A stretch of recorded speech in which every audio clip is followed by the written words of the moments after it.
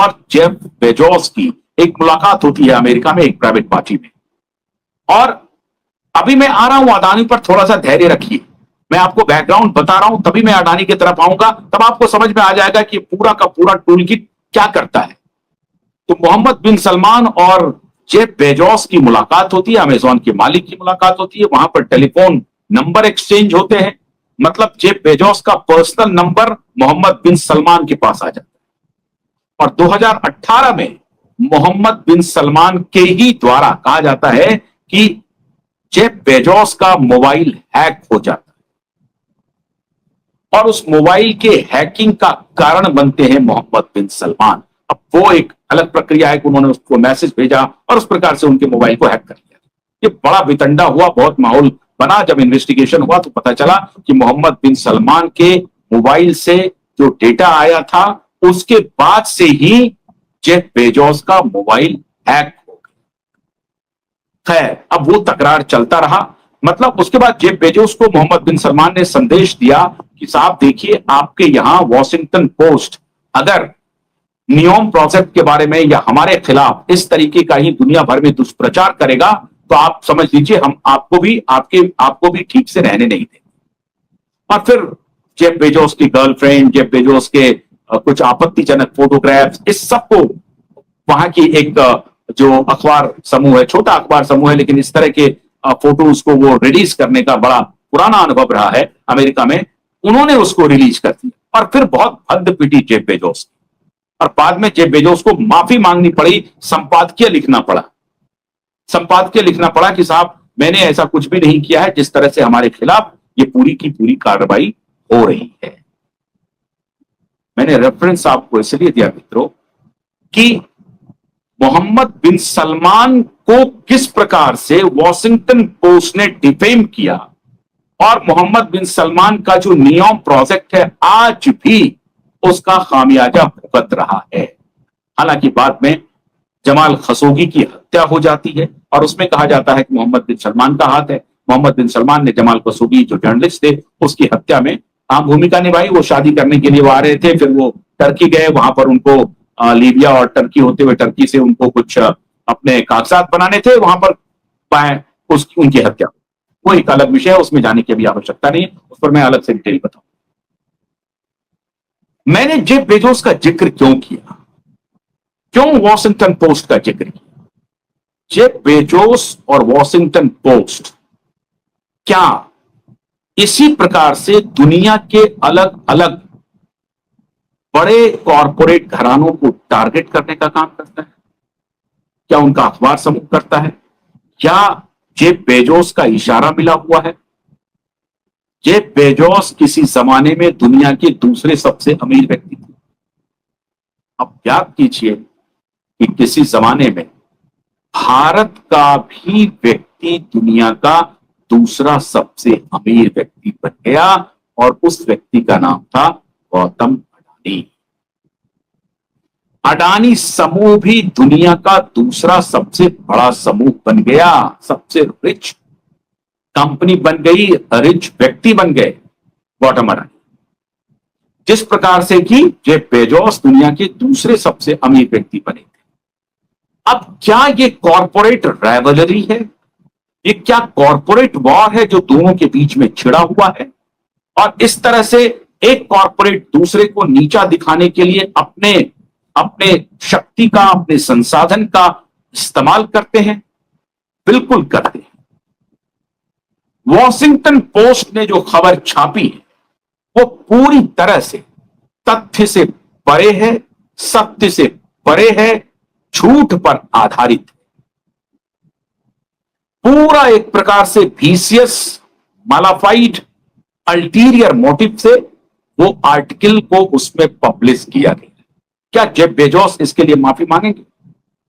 नहीं मांगेंगे माफी, वो अपनी बात पर अड़े रहेंगे। लेकिन वॉशिंगटन पोस्ट ने जो रिपोर्ट किया वो आधा नहीं, 5% भी सच नहीं है, 10% भी सच नहीं। अगर वो उस पूरे रिपोर्ट में बाकी चीज भी को भी पब्लिश किए होते तो शायद इस तरह का आरोप जेफ बेजोस की कंपनी, जिस जेफ बेजोस के मीडिया हाउस वॉशिंगटन पोस्ट पे नहीं लगता। क्या है साहब? उन्होंने कहा कि भारत सरकार ने और जो वर्तमान पॉलिटिकल पार्टी है उनके इन्फ्लुएंस से एलआईसी ने 3.9 बिलियन डॉलर, मतलब कई हजारों करोड़ का निवेश किया है अडानी समूह। और उसका लपोलुआब यह है कि ये पब्लिक मनी है लाइफ इंश्योरेंस के पास, और उसको उन्होंने निवेश कर दिया अडानी में। मित्रों, सच ये नहीं है। सच क्या है? सच ये है कि एलआईसी के इन्वेस्टमेंट पोर्टफोलियो में,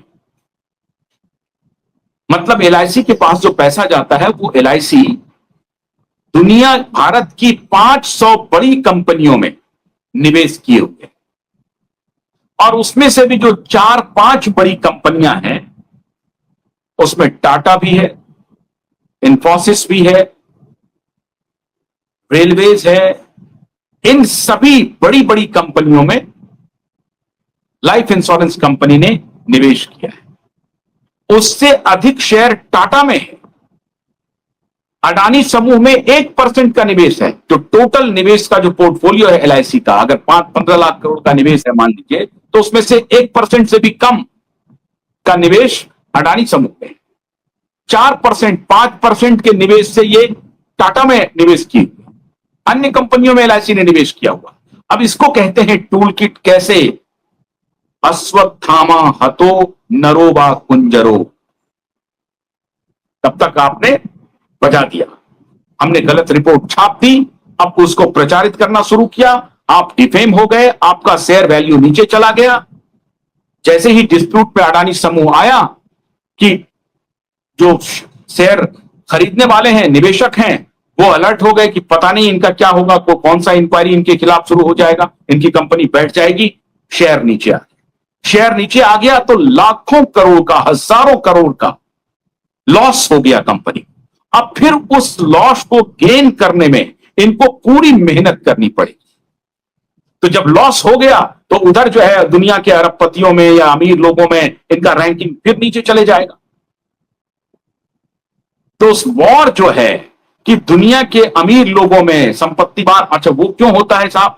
वो इसलिए होता है क्योंकि शेयर मार्केट में इसका खेल होता है। जब आपकी क्रेडिबिलिटी बढ़ती है शेयर मार्केट में कि आप सबसे अमीर हो रहे हैं, अमीर हो रहे हैं का मतलब आप कमा रहे हैं पैसा। कमा क्यों रहे हैं? क्योंकि आपके प्रोजेक्ट सक्सेसफुल हो रहे हैं, और अगर प्रोजेक्ट सक्सेसफुल हो रहे हैं, आप पैसे कमा रहे हैं, आप अमीर हो रहे हैं, रैंकिंग में आपका आ रहा है 1 to 10, 1 to 5, 1 to 20, जो कुछ भी रैंकिंग है, उसके हिसाब से जब आपकी रैंकिंग राइज कर रही है तो आपका शेयर भी राइज करेगा। ये गॉट इट? इसका पूरा सीधा संबंध है। यूं ही नहीं होता है कि अगर आपकी रैंकिंग नीचे हुई और आपका शेयर ऊपर चला जाएगा, ऐसा बहुत कम होता है। अगर आपकी रैंकिंग बढ़ रही है, इसका मतलब है कि कंपनी फायदे में है, कंपनी पैसा कमा रही है। और अगर कंपनी पैसा कमा रही है, कंपनी फायदे में जा रही है, तो जो सामान्य निवेशक हैं उनको लगता है कि यहां निवेश करना हमारा सुरक्षित रहेगा। तो अगर वो 100 रुपए का शेयर है तो वो फटाक से खरीद लेगा, क्योंकि उनको मालूम है कि कल ये 200 रुपए का हो जाएगा। अगर 2000 का है तो कल ये 4000 का हो जाएगा। तो उनका निवेश बढ़ेगा, फिर निवेश बढ़ेगा, उनका फिर पोर्टफोलियो मजबूत होता चला जाएगा। तो ये जो कॉर्पोरेट वॉर है वो इसी तरह की मीडिया के रिपोर्ट के माध्यम से एक कॉर्पोरेट वॉर लड़ा जाता है। आम जन को यह मालूम नहीं। आम जन सोचते हैं कि अरे देखिए, मोदी जी के दोस्त हैं, मोदी जी अडानी जी के प्लेन में यात्रा कर रहे थे और इसीलिए मोदी जी अडानी जी को फायदा पहुंचा रहे हैं। आम जन को सिंपल भाषा में यह कह देगा, पूरी जो अपोजिशन बैटरी है वो खड़ी हो जाएगी और पूरा पूरा का पूरा इकोसिस्टम खड़ा हो जाएगा। तो अब जरा सा इसको भी आप देखिए कि इनका असली चेहरा मैं जरा सा आपको एक्सपोज करता हूं। जरा देखिए कितना कितना क्या क्या शेयर है। एलआईसी के पास अडानी के 4% करीब 60,000 करोड़ रुपए मूल्य के शेयर हैं। अब इसमें भी आंकड़ा बहुत फिक्सस है। निवेश के कुल 2.6 लाख रुपए कर्ज की 2% से भी कम है। ये पता नहीं, इस तरह की रिपोर्टिंग आती रहती है लेकिन बहुत कम है। फिर भी मैं आपको बताता हूं, टोटल जो निवेश है भारत की टॉप 500 कंपनियों में, भारत की टॉप 500 कंपनियों में एलआईसी का निवेश है। 2014 से 2014 में 1.56 लाख करोड़ का टोटल निवेश था एलआईसी का। 2014 के बाद अब वर्तमान में 10 गुना बढ़ करके 15.6 लाख करोड़ का हो गया है टोटल निवेश वैल्यू एलआईसी का। मतलब इसका मतलब ये हुआ कि एलआईसी के पास जो पैसे आ रहे हैं, वो पैसे जो विभिन्न कंपनियों में निवेश कर रही है एलआईसी, उस निवेश पे एलआईसी को डिविडेंड मिल रहा है, एलआईसी को फायदे हो रहे हैं। तभी तो एल